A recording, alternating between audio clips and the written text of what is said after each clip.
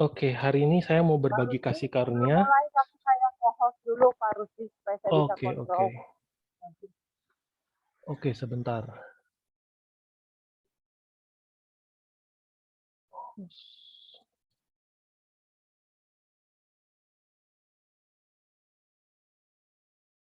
Oke. Nah, hari ini saya mau berbagi kasih karunia dengan judul Hari Pertama. Judulnya agak aneh ya, Hari Pertama. Oke. Jadi ketika Rasul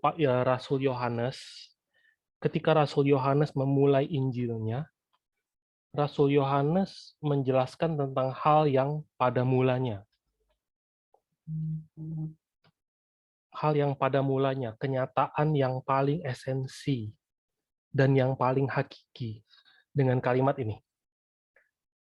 Pada mulanya adalah firman. Firman itu bersama-sama dengan Allah dan firman itu adalah Allah. Ia pada mulanya bersama-sama dengan Allah. Jadi ini adalah hal yang pada mulanya menurut Rasul Yohanes.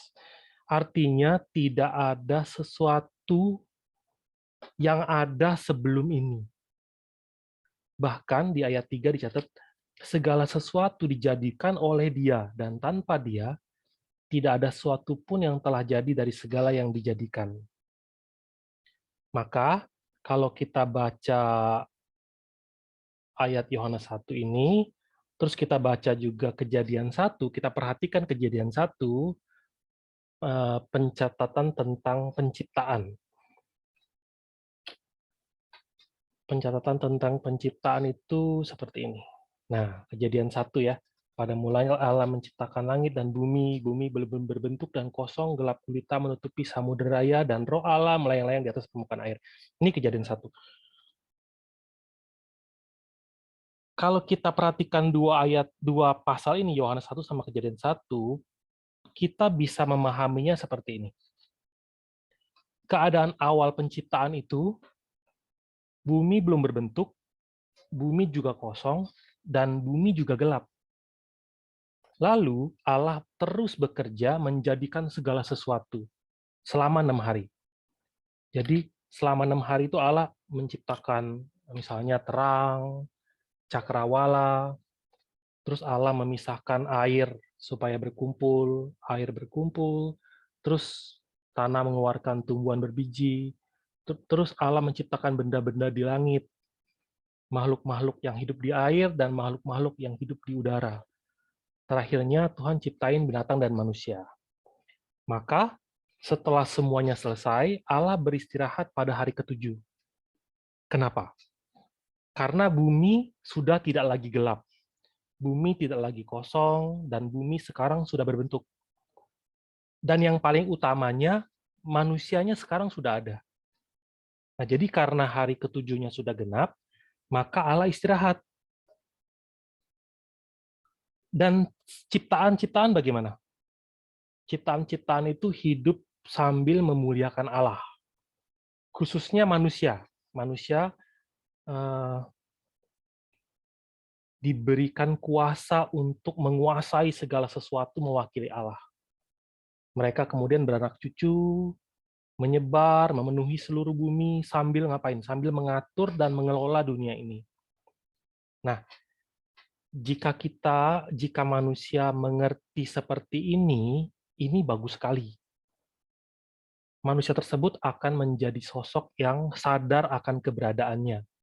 Sadar bahwa ada hari ini itu karena Allah. Dan pada akhirnya pun akan kembali kepada Allah. Bahkan segala sesuatu dalam hidup ada dalam kuasa Allah. Maka manusia bisa menjadi individu yang bisa bersyukur dan sadar bahwa Allah adalah satu-satunya tempat bersandar. Tidak ada yang lain. Tapi ya, jika hanya mengerti seperti ini saja, sangat berbahaya. Kenapa saya katakan berbahaya? Memang adalah sebuah kebenaran bahwa Allah menciptakan segala sesuatu dengan firman. Itu kebenaran. Itu tidak terbantahkan. Bahkan dicatat di berbagai tempat di Alkitab. Misalnya contoh di Mazmur 33 itu dicatat tuh tentang penciptaan. Dan Allah menciptakan dengan firman. Tapi meskipun begitu, hal ini bukanlah kesimpulan dari seluruh Alkitab. Allah menciptakan langit dan bumi, benar. Allah menciptakan segala sesuatu, benar. Tapi itu bukan kesimpulan dari seluruh Alkitab. Itu hanya salah satu bagian kebenaran yang ada di Alkitab. Tapi bukan seluruh kebenarannya. Jadi kalau berpegang hanya ini saja, maka berbahaya. Alkitab tidak dicatat untuk menjelaskan bagaimana Allah yang Esa itu menciptakan dunia. Jadi Alkitab itu tidak hanya dicatat untuk menjelaskan itu. Dan Alkitab tidak hanya dicatat untuk menjelaskan bagaimana Allah adalah sumber segala sesuatu. Nah, maka dari sudut pandang ini, kita mau balik lagi nih ke Kejadian 1 ya. Kita akan coba renungkan lebih dalam. Kita coba renungkan dua unsur yang ada waktu penciptaan.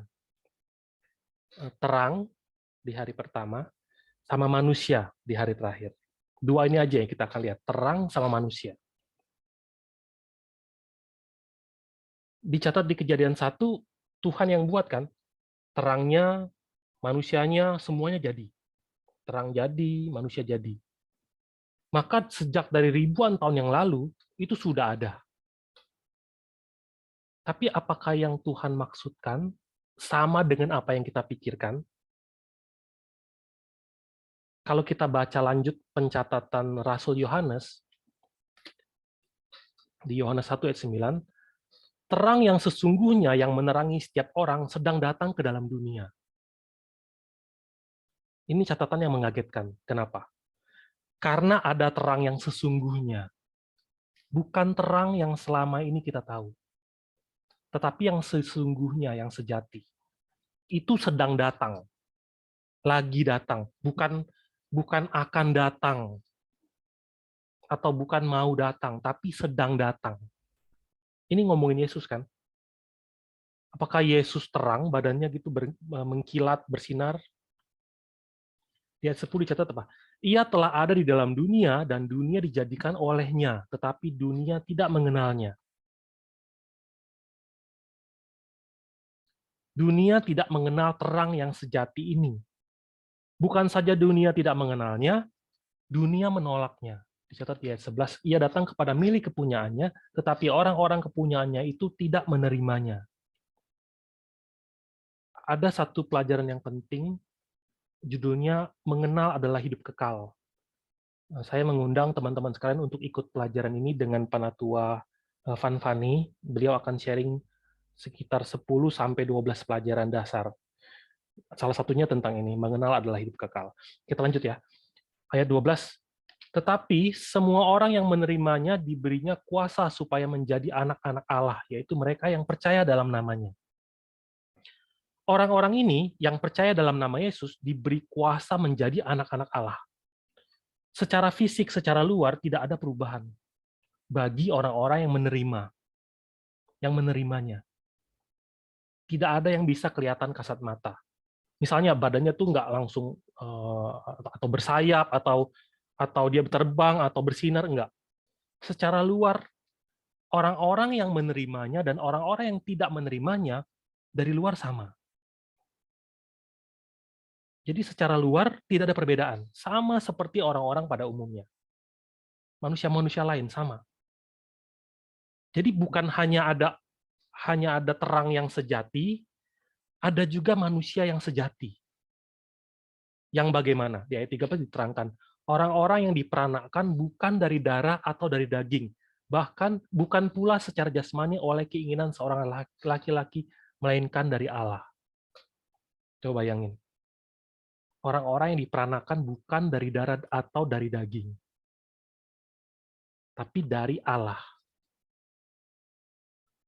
Nah, mereka ini adalah orang-orang yang seperti apa?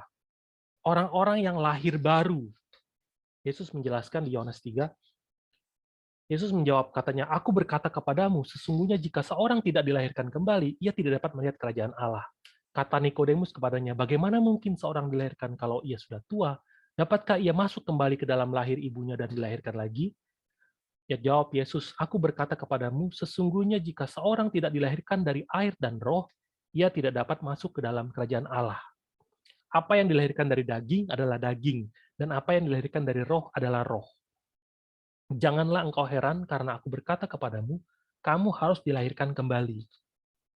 Di zaman Yesus, bumi telah sempurna diciptakan. Semuanya ada. Tapi meski begitu dicatat seperti apa?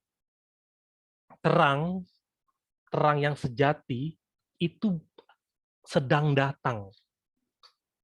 Terang yang sejati itu sedang datang. Dan nanti akan ada manusia-manusia yang bukan dilahirkan oleh daging. Jadi sementara terangnya belum datang, bumi bagaimana? Bumi gelap. Dicatat di Yohanes 3, ayat 19, inilah hukuman itu. Terang telah datang ke dalam dunia, tetapi manusia lebih menyukai kegelapan daripada terang, sebab perbuatan-perbuatan mereka jahat. Sebab barang siapa berbuat jahat, membenci terang, dan tidak datang kepada terang itu, supaya perbuatan-perbuatannya yang jahat itu tidak nampak. Tetapi barang siapa melakukan yang benar, ia datang kepada terang, supaya menjadi nyata bahwa perbuatan-perbuatannya dilakukan dalam Allah. Terangnya mau datang, terangnya sedang datang. Sementara dunia gelap. Gelap dan suka gelap. Nggak mau mendekat kepada terang. Nah, jadi kalau begitu, kalau terang itu ada terang yang sejati, terang itu nggak seperti yang kita pikirkan, dan manusia itu nggak seperti yang kita pikirkan, maka bagaimana kita harus melihat kejadian satu? Bagaimana kita bisa memandang kejadian satu? Kalau kita balik ke kejadian satu ya, pada mulanya Allah menciptakan langit dan bumi. Bumi belum berbentuk dan kosong, gelap gulita menutupi samudera raya, dan roh Allah melayang-layang di atas permukaan air. Bagaimana kita bisa mengerti ini? Roh Allah melayang-layang di atas permukaan air, ada satu kejadian yang mirip tentang melayang-layang di atas permukaan air.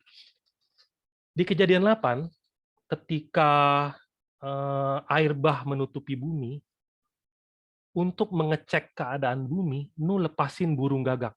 Burung gagaknya terbang, lihat apakah tanah udah kering atau belum. Ternyata keadaan bumi belum kering. Air masih menutupi dan gagak itu nggak ada tempat untuk mendarat. Maka dicatat, lalu ia melepaskan seekor burung gagak, dan burung itu terbang pulang pergi. Bukan sekali doang, tapi terbang pulang pergi.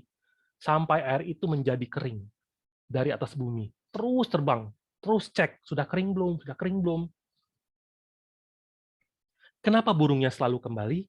Yaitu karena nggak ada tempat mendarat. Jadi selama nggak ada tempat mendarat, hanya bisa melayang-layang di atas permukaan air. Ibaratnya bumi nggak terima. Seluruh bagiannya nggak ada yang kering. Penuh dengan air, membentuk suatu samudera raya. Maka mau hinggap di mana?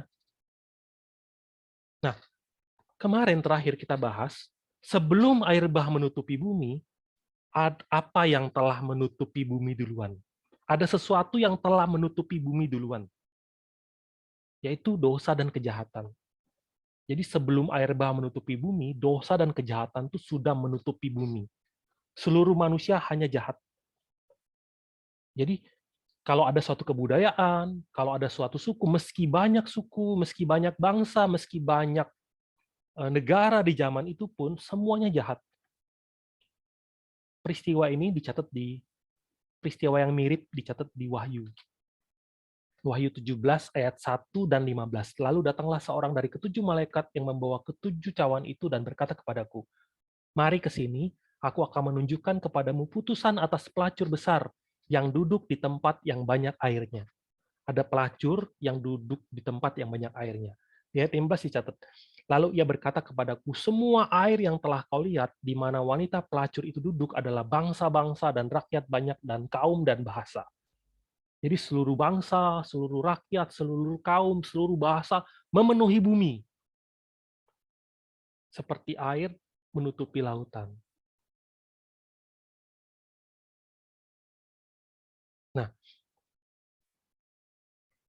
tapi ketika diterangkan wanita pelacur, ini berarti ngomongin apa? Dunia ini dipenuhi dengan dosa. dipenuhi dengan dosa. Jadi sama seperti burung gagak tidak menemukan tempat untuk mendarat, bumi penuh dengan orang-orang yang jahat, seperti samudera raya memenuhi bumi. Samudera itu kan ganas kan, laut bergelora, dicatat di Yesaya. Tetapi orang-orang fasik adalah seperti laut yang berombak-ombak, seperti tidak dapat tetap tenang. Sebab tidak dapat tetap tenang, dan arusnya menimbulkan sampah dan lumpur. Yudas 1 ayat 13. Mereka bagaikan ombak laut yang ganas, yang membuihkan keaiban mereka sendiri. Mereka bagaikan bintang-bintang yang baginya telah tersedia tempat di dunia kekelaman untuk selama-lamanya. Jadi bukan hanya dipenuhi dengan samudera raya, bumi juga gelap, kosong, dan tak berbentuk. Maka kalau kita mau nilai ini secara sains, secara ilmu pengetahuan, ini benar-benar nggak masuk akal. Sama sekali. Kalimat-kalimat di Kejadian 1 tuh penuh kontradiksi. Mana mungkin ada sesuatu sesuatu itu ada dan tidak ada secara sekaligus. Ada ya ada, tidak ada ya tidak ada. Dicatat kosong. Tapi ada air. Air kan materi kan, berarti ada dong. Nggak mungkin kosong kalau ada air. Itu keberadaannya ada. Jadi yang mana yang benar? Dicatat tidak berbentuk. Tetapi kita tahu salah satu ciri dari benda cair itu apa? Bentuknya menyesuaikan tempatnya. Karena ada air, berarti ada tempat yang memenuhi bumi kan? Tempatnya memenuhi bumi. Berarti ada bentuknya kan, apapun itu. Maka langit dan bumi ini ngomongin apa? Di Yeremia dijelaskan ke kita, sungguh bodohlah umatku itu, mereka tidak mengenal aku. Mereka adalah anak-anak tolol dan tidak mempunyai pengertian. Mereka pintar untuk berbuat jahat, tetapi untuk berbuat baik mereka tidak tahu. Aku melihat kepada bumi, ternyata campur baur dan kosong, dan melihat kepada langit tidak ada terangnya.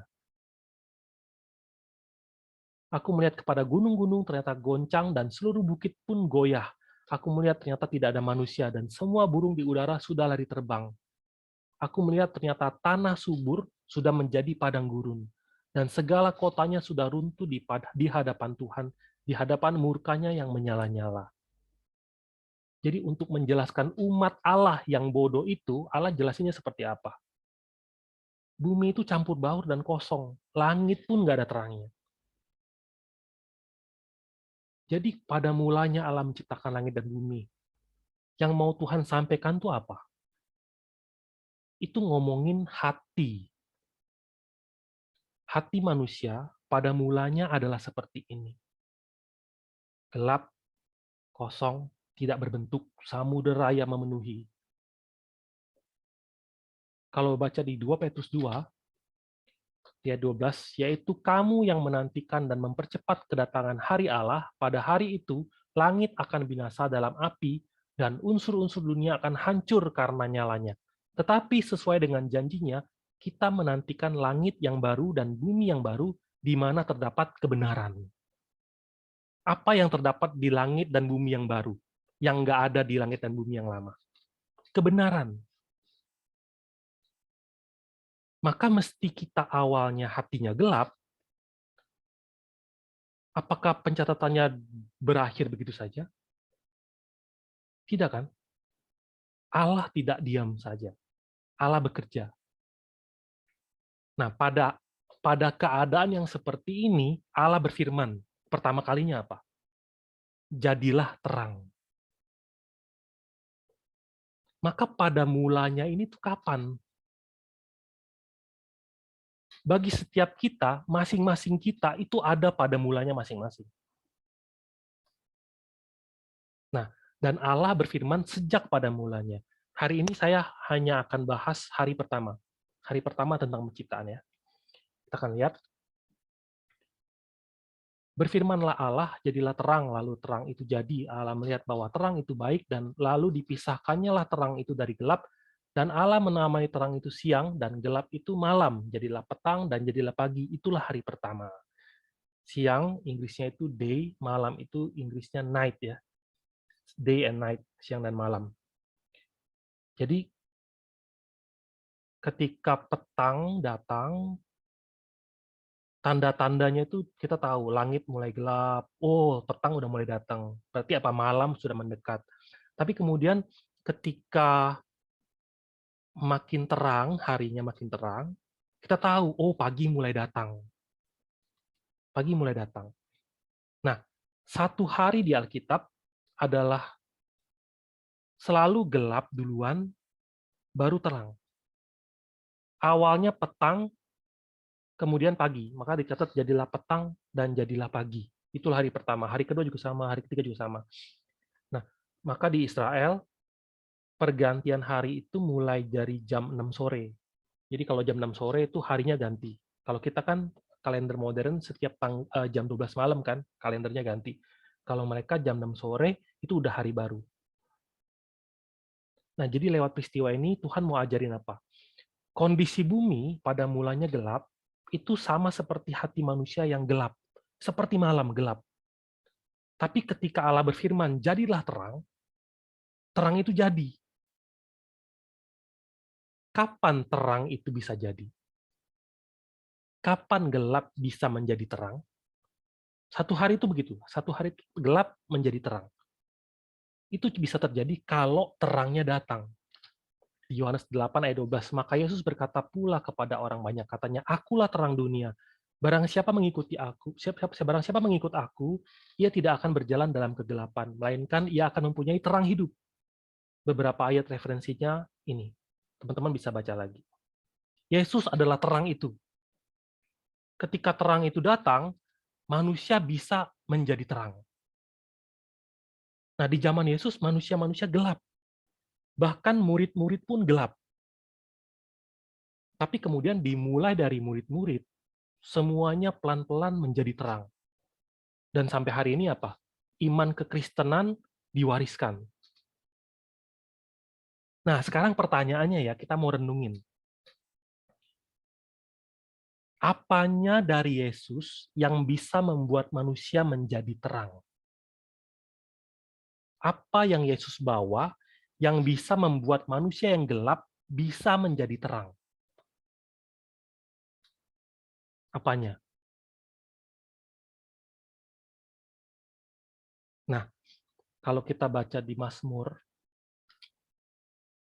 19 ayat 1 sampai 2, Indonesianya 2 sampai 3, Inggrisnya 2 sampai 3 ya. Untuk pemimpin biduan, Mazmur Daud.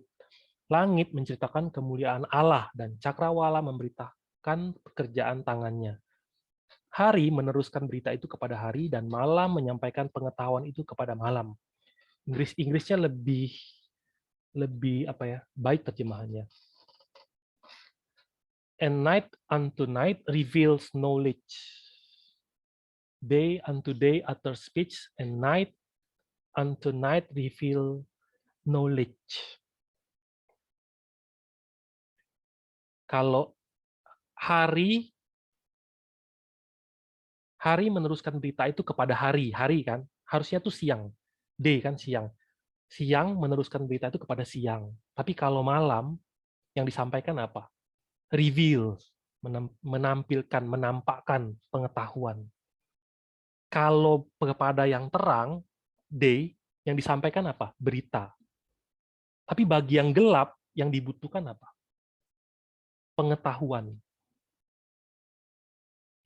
Butuh pengetahuan karena Tuhan mau rubah yang gelap jadi terang, malam jadi siang.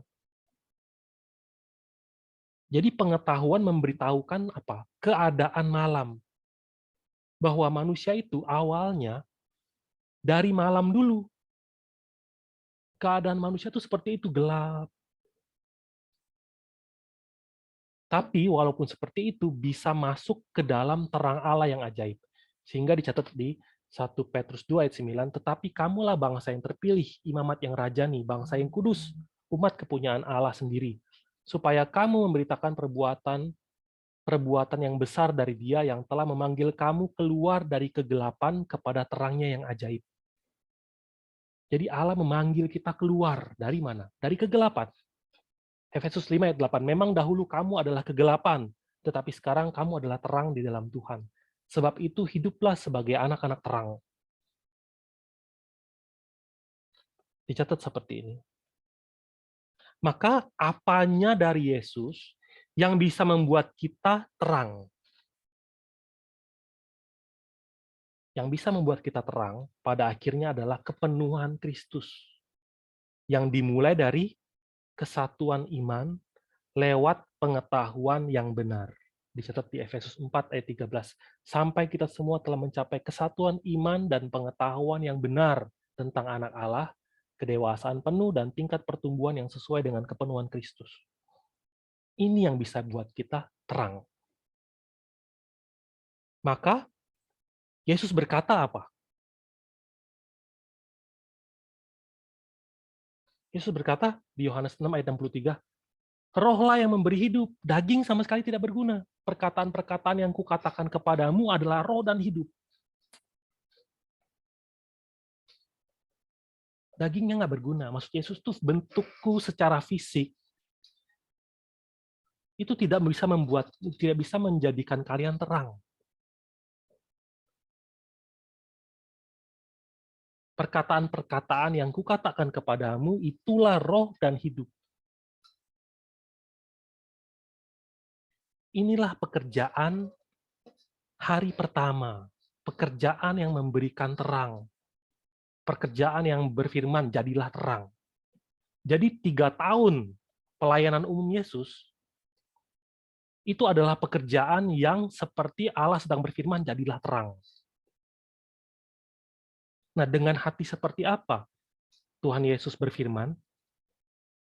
Ketika Yesus menyampaikan firman ini, dicatat, mulai dari waktu itu banyak murid-muridnya mengundurkan diri dan tidak lagi mengikuti dia. Maka kata Yesus kepada ke-12 muridnya, apakah kamu tidak mau pergi juga? Kita bisa bisa mengira-ngira bagaimana hati Yesus. Terang itu sedang datang dan sedang memberikan terang. Maka hari ini, kalau kita buka Alkitab di Kejadian 1, dan kita baca Kejadian 1 ayat 3, Allah berfirman, jadilah terang. Itu adalah firman yang sangat pribadi antara Allah dan kita masing-masing. Jadilah terang. Maka haruslah malam dalam diri kita sepenuhnya dikuasai oleh apa? Pengetahuan. Karena hanya pengetahuan yang bisa menguasai malam.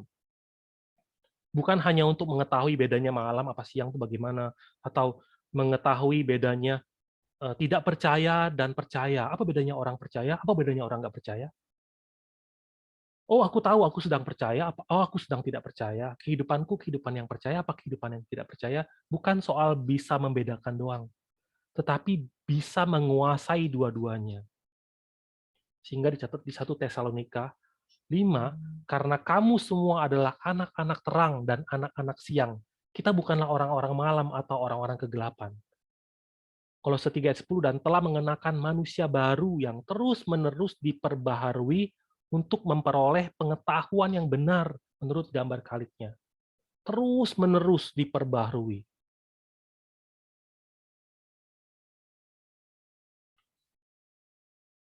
Kenapa sejarah penebusan dibentangkan sampai sejauh ini begitu detail?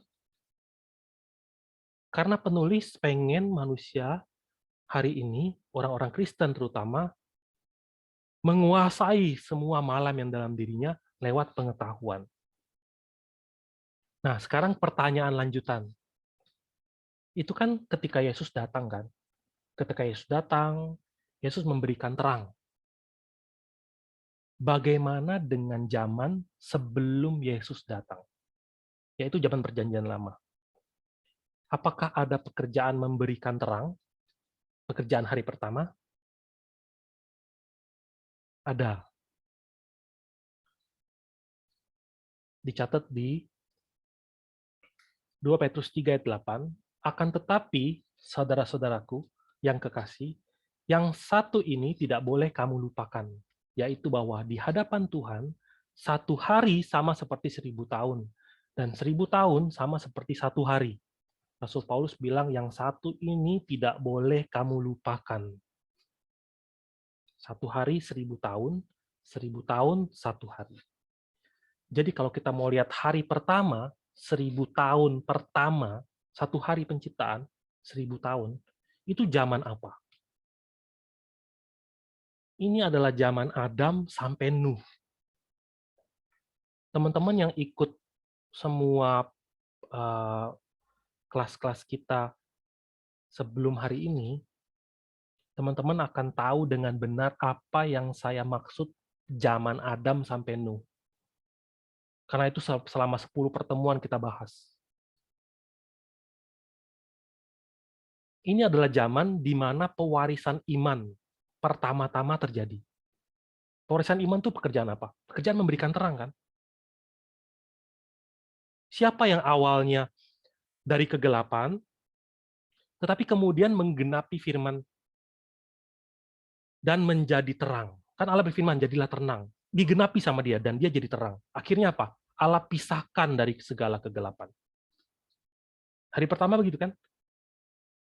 Allah berfirman, jadilah terang, dan terang itu jadi. Lalu Allah memisahkan. Siapa itu? Henok. Henok menggenapi apa adanya. Dia dari gelap, dia terima terang, dan Tuhan pisahkan dia, Tuhan ubah. Henok menggenapi apa adanya. Siapa lagi? Nuh. Kita terakhir bahas sampai ini kan, Nuh. Sampai air bah datang.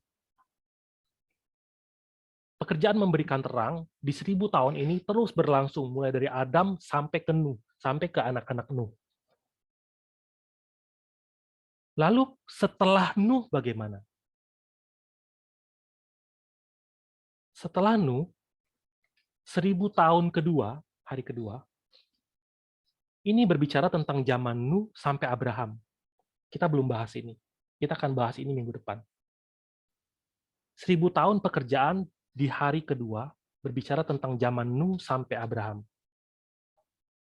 Ini adalah satu-satunya hari di antara 6 hari penciptaan di mana Allah tidak menuliskan bahwa Allah melihat hari ini baik. Kenapa Allah nggak melihat hari kedua ini baik? Banyak alasannya. Tapi salah satunya ya, ketika Allah berfirman, tidak ada yang menggenapi. Ketika Allah berfirman, jadilah terang, terang itu jadi. Tetapi ketika Allah berfirman, jadilah cakrawala di tengah segala air untuk memisahkan air dari air, nggak dicatat. Lalu cakrawala itu jadi. Justru ayat 7 kenapa? Maka Allah menjadikan cakrawala. Dan Allah memisahkan air yang ada di bawah cakrawala itu dari air yang ada di atasnya. Dan jadilah demikian. Lalu Allah menamai cakrawala itu langit. Jadilah petang dan jadilah pagi, itulah hari kedua. Inilah hari kedua. Alkitab Bahasa Indonesia terjemahnya sebagai cakrawala. Kalau Inggris, ada beberapa terjemahan yang terjemahnya sebagai sky. Allah menamai cakrawala itu sky, langit. Tapi ada juga yang mencatat, lalu Allah menamai cakrawala itu surga, heaven. Kalau kita lihat bahasa aslinya, itu Syamaim. Itu sama dengan yang dicatat di Kejadian 1 ayat 1. Pada mulanya Allah menciptakan langit dan bumi. Pada mulanya Allah menciptakan surga dan bumi. Ini juga sama. Cakrawala itu sendiri disebut apa? Dinamai apa? Sorga. Bingung kan? Kenapa cakrawalanya sekarang disebut sorga? Kalau cakrawala itu sorga, berarti segala sesuatu yang ada di atas sorga, ya sorga. Tetapi segala sesuatu yang ada di bawah sorga itu apa? Nah, tanpa terang yang sejati,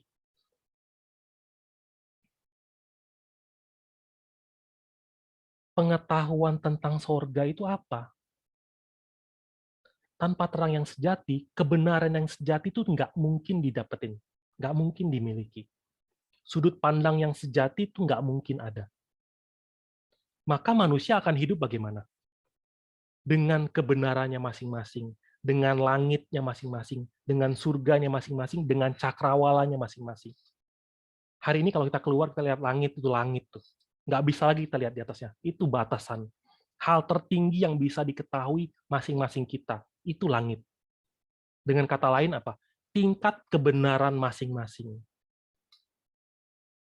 Karena 1000 tahun ini adalah proses yang seperti ini, kebenaran masing-masing, maka apa yang terjadi dalam 1000 tahun ini? Ini adalah zaman ketika zaman menjadi lebih jahat dibandingkan sebelum air bah diturunkan. Bayangin, kita coba lihat contohnya ya. Nuh punya 3 anak, Sem, Ham, dan Yafet. Ham, anak-anaknya ini. Keturunan Ham ialah Kus, Misraim, Put, dan Kanaan. Nah, anak-anak Ham itu salah satunya Kus. Ini cucu Nuh ya. Ham, Kus. Kemudian Kus punya anak. Kus memperanakan Nimrod. Dialah yang mula-mula sekali orang yang berkuasa di bumi. Mula-mula kerajaannya terdiri dari Babel, Erek, dan Akad. Semuanya di tanah Sinear. Ini adalah silsilah keluarga Nuh dari anaknya yang bernama Ham. Ham, Kush, Nimrod. Nimrod ini siapa? Orang yang pertama-tama, yang mula-mula berkuasa di bumi. Kemudian, anak Nuh yang lain, Sem, dicatat apa? Lahirlah juga anak bagi Sem, bapa semua anak Eber, serta abang Yafet. Kalau kita lihat di Kejadian 11, silsilah Sem itu seperti ini. Sem memperanakan Arpaksad, Arpaksad memperanakan Sela, Sela kemudian memperanakan Eber.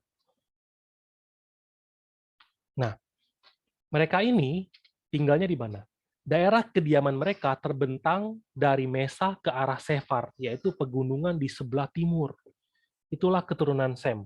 Menurut kaum mereka, menurut bahasa mereka, menurut tanah mereka, dan menurut bangsa mereka. Jadi tempat tinggalnya keturunan Nuh dari Sem sama keturunan Nuh dari Ham itu berbeda. Terpisah. Kemudian, apa yang terjadi? Kejadian 11 ayat 2. Maka berangkatlah mereka ke sebelah timur dan menjumpai tanah datar di tanah Sinear. Lalu menetaplah mereka di sana. Kejadian 10 menceritakan tentang kejadian keturunan Sem, kemudian 4 kejadian 11 ceritanya apa? Mereka, keturunan Sem ini, ngapain? Pergi lagi ke sebelah timur dan menjumpai apa? Tanah datar di tanah Sinear. Ada siapa di situ? Ada keturunan Ham. Kita akan membahas ini lebih detail besok. Tapi hari ini yang saya mau sampaikan adalah keturunan-keturunan ini bercampur lagi. Ketika mereka bercampur, akhirnya apa? Ketika ketika di Babel terjadi pembangunan Menara Babel, keturunan-keturunan Sem pun ikut membangun Menara Babel. Ikut ambil bagian di dalam pikiran membangun Menara Babel. Sebagai hukumannya, umur manusia itu diperpendek 2 kali. Dari 1000 tahun jadi 400 tahun, dari 400 tahun jadi tinggal 200 tahun. Nah, kalau kita mau simpulkan selama 1000 tahun di hari kedua ini, yang terjadi adalah pewarisan iman terputus. Dengan kata lain, terang itu seperti terputus. Kalau hari pertama putus, apakah hari kedua bisa jadi? Kalau terang nggak ada, cakrawala apa yang ada? Apa yang disebut dengan kebenaran pada waktu itu? Yang di air atas itu apa? Membangun Menara Babel. Itu adalah kebenaran di zaman itu. Akhirnya apa? Keadaan sebelum air bah itu terulang kembali. Orang-orang menjadi tercampur, keadaan kembali menjadi gelap, tidak berbentuk, gelap gulita, dan roh Allah melayang-layang di atas permukaan air. Ini hari kedua. Padahal kan pekerjaannya harus lanjut kan? Terang, harus ada cakrawala. Masih lanjut loh. Tapi karena kejadiannya seperti ini, harus bagaimana? Allah memulai lagi suatu pekerjaan, sejarah pekerjaan baru, sejarah penebusan yang baru. Makanya di Kejadian 11 dicatat apa? Seorang tokoh yang dipanggil keluar dari Babel. Dari Ul-Kasdim, Babel kan? Namanya Abraham. Allah memaksakan kepada Abraham, apa yang Allah paksakan? Pekerjaan memberikan terang. Kita akan lihat bagaimana Allah memaksakan melakukan pekerjaan pemisahan demi pemisahan supaya terang itu ada pada Abraham. Dan ketika dia memiliki terang, Abraham pun bisa memiliki cakrawala yang benar, pandangan tentang surga yang benar. Itu kita akan bahas nanti. Kenapa? Karena pekerjaan ini harus lanjut, supaya pada akhirnya Abraham ini bisa memikul tanggung jawab untuk melakukan pekerjaan apa? Pekerjaan hari ketiga. Ini kan baru hari kedua kan? Tapi hari keduanya udah gagal. Maka Tuhan paksain lagi ke hari pertama, hari kedua. Supaya apa? Hari ketiganya bisa jalan. Hari ketiga itu apa? Kalau teman-teman lihat ya, proses yang dilakukan Allah di hari ketiga itu tentang memisahkan air supaya kelihatan yang kering, kemudian tanah yang kering itu menghasilkan apa? Tumbuh-tumbuhan berbiji. Kata kuncinya itu, tanah dan biji, tanah dan benih. Maka pekerjaan hari ketiga, 1000 tahun dari Abraham itu sampai ke siapa? Sampai ke Daud. Dari satu Abraham, yang kalau di Alkitab Perjanjian Baru, di kitab Ibrani catat apa? Dari satu orang yang mati pucuk, bahkan mati pucuk Abraham, akhirnya jadi satu kerajaan Israel, tanah dan benih. Kerajaan Israel yang dipimpin oleh Daud, dengan Allah sebagai apa? Pemegang pemerintahan tertinggi. 1000 tahun dari Abraham sampai Daud. Itu pekerjaan hari ketiga. Tanpa ada Abraham, ini nggak bisa jadi. Suatu bangsa, suatu umat yang siap untuk menerima dan menanggung pekerjaan apa? Hari keempat. Pekerjaan hari keempat itu apa? Kalau kita baca ayat pertama di Perjanjian Baru, dicatatnya seperti apa? Inilah silsilah Yesus Kristus, anak Daud, anak Abraham. Ini seperti ngomongin apa?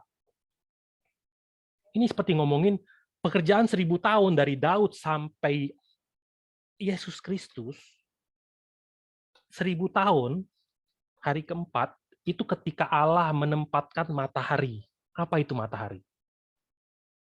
Terang yang berwujud. Terang sekarang ada wujudnya, matahari. Allah menjadi manusia. Apakah manusia bisa mengerti hari keempat? Apakah manusia bisa mengerti hari keempat, menerima pekerjaan hari keempat, tanpa mengerti hari pertama, hari kedua, hari ketiga? Nggak ngerti terang, nggak ngerti hal-hal di sorga itu apa, kebenaran sejati. Nggak ngerti tentang tanah dan benih.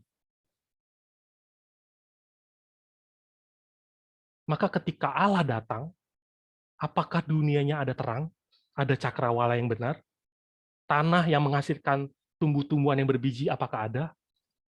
Nggak ada. Maka Yesus bagaimana? Yesus bekerja lagi, mulai dari hari pertama lagi. Makanya dibilang apa? Perkataanku adalah roh dan hidup. Mengapa kalian nggak bisa menangkap? Tidak mengerti bahasaku karena kalian nggak bisa menangkap firmanku.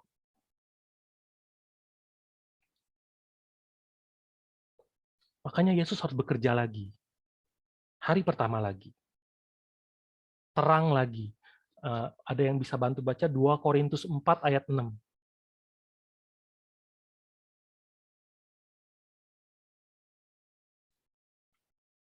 Saya cari, Pak. Bentar. 2 Korintus. 2 Korintus 4 ayat 6 berbunyi demikian.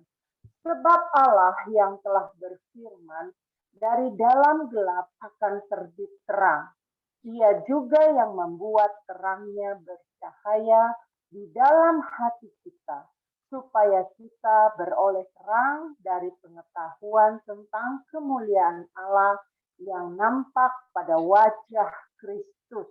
Amin. Amin. Nah, sekarang pertanyaannya buat kita masing-masing hari ini, terang itu, pekerjaan hari pertama, apakah kita sudah mendapatkannya, apa belum?